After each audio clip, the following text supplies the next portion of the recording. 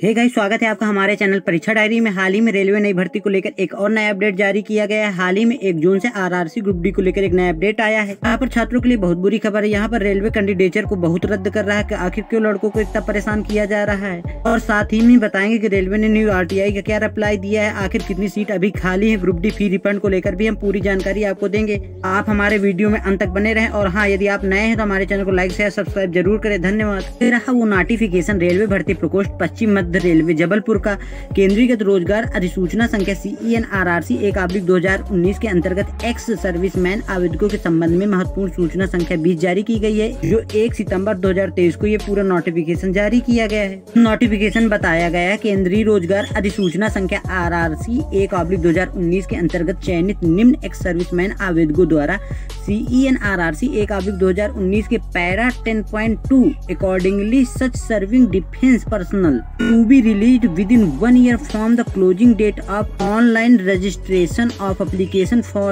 this CEN example on or before 12/4/2020 can also apply both for vacancies marked servicemen and for posts not reserved for them. However, should possess the prescribed educational qualification as on the closing date of registration online application for the CEN 12/4/2019 को पूरा नहीं करने का उम्मीदवारता निरस्त की जाती है।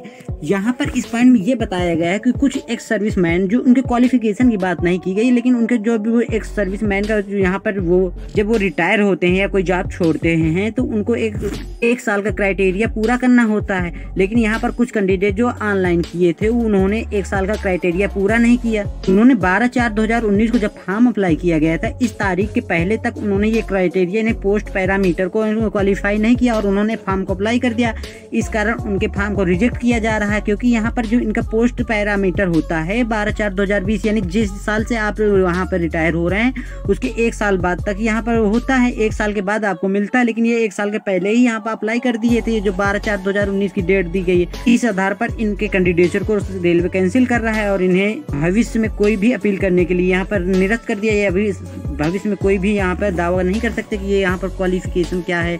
इस आधार पर इनको क्यों रिजेक्ट किया गया है, इनको पूरी जानकारी बताई गई इस पॉइंट में। चलिए हम जानते हैं कितने कैंडिडेटों को यहाँ पर पोस्ट पैरामीटर के आधार पर कैंडिडेचर को रद्द किया गया है। तो यहाँ पर सीरियल नंबर दिया है, फर्स्ट और सेकंड, रजिस्ट्रेशन नंबर दे रखा है, रोल नंबर, यहाँ पर कैंडिडेट का नाम दे रखा है, टोकन नंबर दे रखा है, और यहाँ पे बताया गया उक्त उम्मीदवारों का डेट ऑफ डिस्चार्ज पैरा 10.2 की कट ऑफ डेट, यानी जो यहाँ पे नॉट बिफोर 12/4/2020 यानी 12/4/2020 के बाद इनका यहाँ पे कट ऑफ वो जो पोस्ट पैरामीटर होते हैं क्वालिफाई होते हैं, लेकिन इन्होंने पहले अप्लाई कर दिया क्योंकि वो डेट थी 12/4/2019 की शायद पर।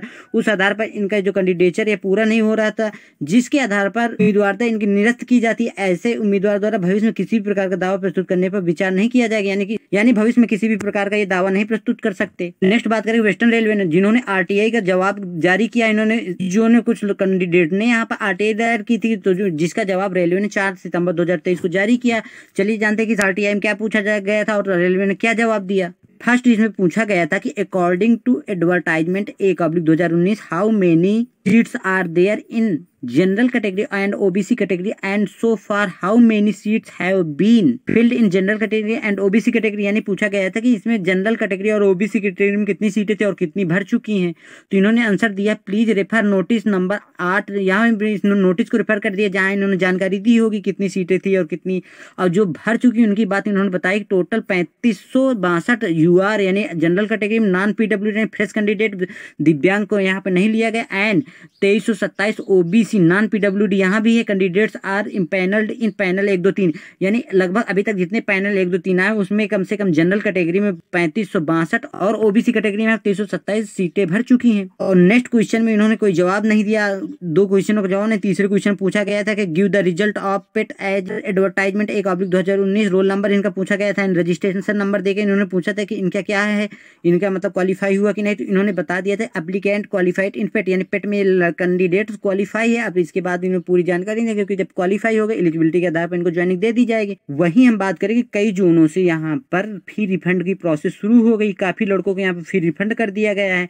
तो बताएं किन किन कैंडिडेट्स का यहाँ पर फी रिफंड हो रहा है। तो यहाँ पर ये देखा गया है कि कौन सा लड़का यहाँ पर एग्जाम ज्वाइन किया और कौन सा नहीं। जिसने भी ज्वाइन किया है वो सिलेक्टेड हो कैंडिडेट हो या नॉन सिलेक्टेड, सभी का फी यहाँ पर रिफंड हो रहा है।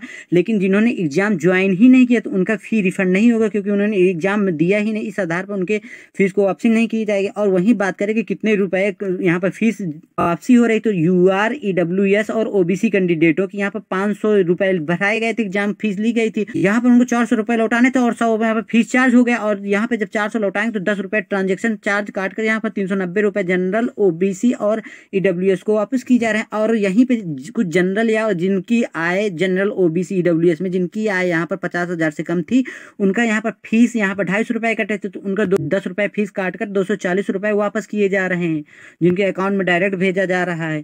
और वहीं बात करें कि अदर कैंडिडेट्स का जिन्होंने 250 रुपए कटाए थे, उनके टोटल काट कर 240 रुपए अकाउंट में भेजे जा रहे हैं। बस इसमें यही क्राइटेरिया कि जिसने एग्जाम में बैठा होगा उन्हीं के यहाँ पर फी रिटर्न होगी। और जो एग्जाम नहीं दिए तो उनका कोई भी कैंडिडेट हो तो उनका फी वापस नहीं होगी। यहाँ पर सिलेक्टेड और नॉन सिलेक्टेड की कोई बात नहीं। बस इसे यहाँ पर एग्जाम जो मतलब बैठा होगा और मतलब अटेंड किया होगा और जो नहीं अटेंड किया उनकी फीस को लेकर यहाँ पर प्रॉब्लम आ रही। केवल एग्जाम बैठने वालों के ही यहाँ पर फीस रिफंड करने का प्रोसेस है। आज के लिए बस इतना ही। यदि आपको जानकारी पसंद आई हो तो आप हमारे चैनल को सब्सक्राइब कर सकते हैं और बेल वाले आइकन को जरूर दबा दें। धन्यवाद।